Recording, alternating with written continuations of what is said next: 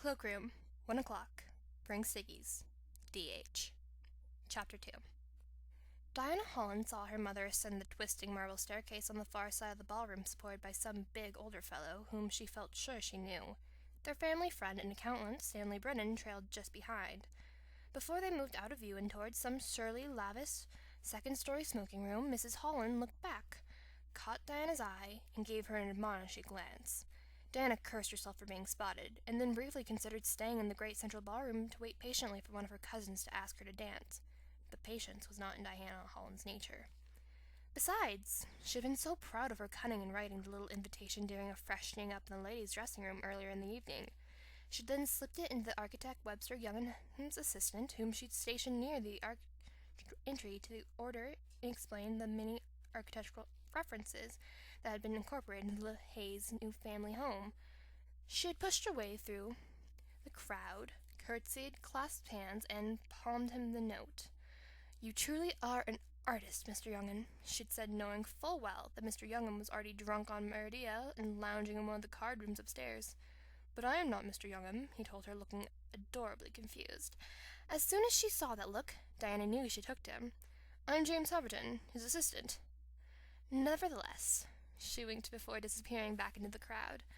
Haverton had broad shoulders and dreamy gray eyes, and even if he was just an assistant, he seemed like somebody who had gone places and done things. She hadn't seen anyone nearly so nice-looking in the intervening hour.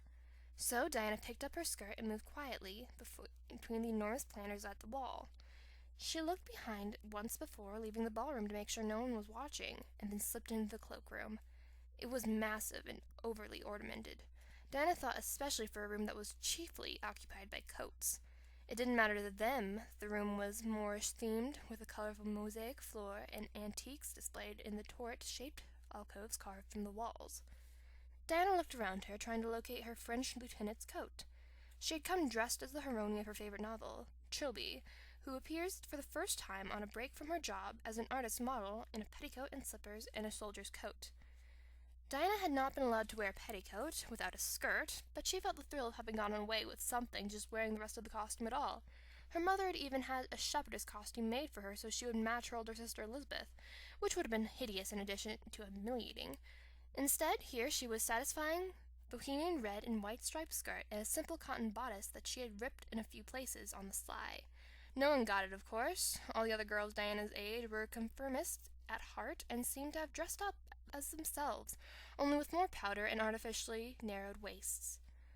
She'd just been beginning to wonder if one of the servants had mistaken her perfectly shabby grey coat for her own, when she was startled by one single clang from the clock in the corner. She gasped surprised and stepped back, a little unsteadily after all the champagne she'd been sneaking, and when she did she felt the close chest of a man and a pair of hands on her hips, her whole body flushed with adrenaline. "Oh, hello." She tried to make her voice flat and indifferent, even though this was by far the most exciting thing that had happened to her all evening. "Hello." Haverton's mouth was very close to her ear. Diana turned slowly and met his eyes. "I hope you brought cigarettes," she said, trying not to smile too much. Haverton had short, straight eyebrows set far apart, which made his eyes look open and earnest. "I didn't think ladies of your class were allowed to smoke." Diana affected a pout. "So you didn't bring cigarettes?"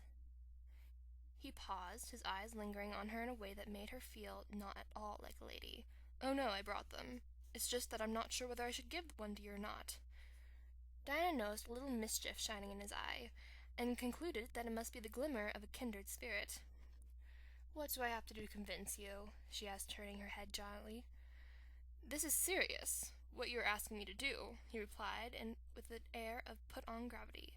Then he laughed. Diana liked the sound of it. "You're pretty," he told her, smiling unabashedly now. Diana and her sister could not have shared more physical characteristics and looked less alike. Like Elizabeth, she had the small features and round mouth of the Holland woman. Although she still had the softness of her baby fat, she liked to think that her dark hair added a certain mystery, although it was in truth a sort of medium brown and untamable.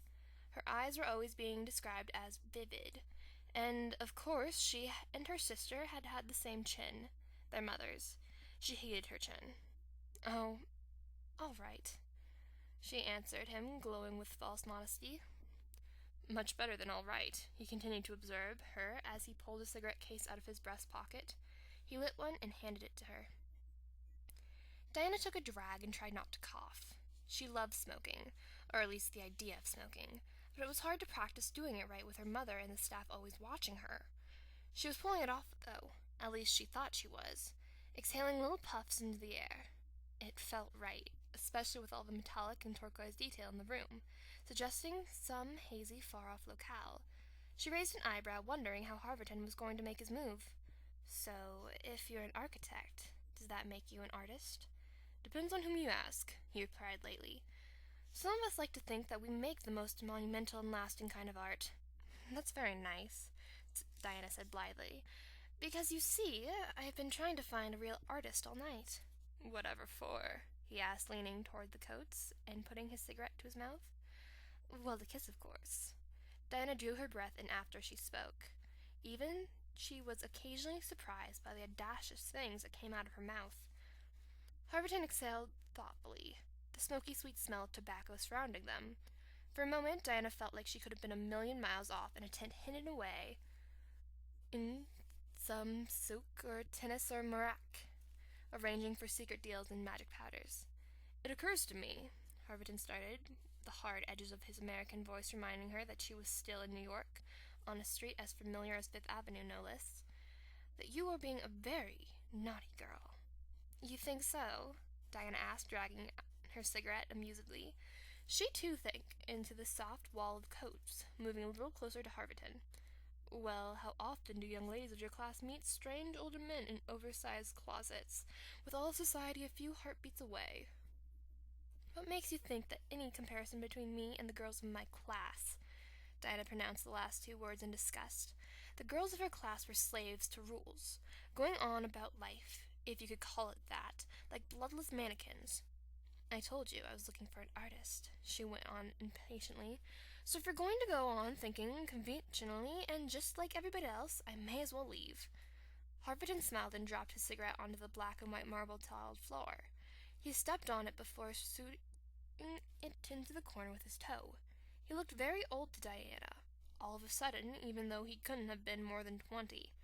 Then he was moving toward her fast. As soon as their lips touched, she knew she wasn't going to be any magic.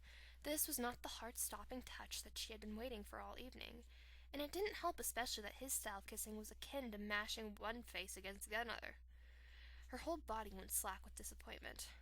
Diana kissed him back, just to make sure her instinct was correct, but she had kissed before, and she knew what it felt like when it was good.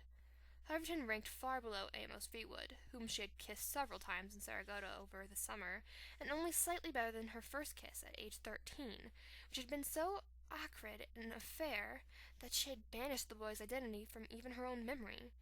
Diana was finally accepting the fact that James Harverton, architect's assistant, was not the kind of artist she was looking for when the door creaked and a foot sounded on the threshold. Miss Diana, the male voice said, more hurt than shocked. Diana felt Harverton's grip tighten momentarily as they turned towards the door. Diana recognized Stanley Brennan's long, tired face immediately. He was only 26. He had taken over his father as Mr. Holland's accountant, but his constant anxiety gave him a prematurely aged appearance. Your mother, she sent me to check on you, he said latently, to make sure you weren't getting into trouble. Harverton let go of Diana's waist and stepped back.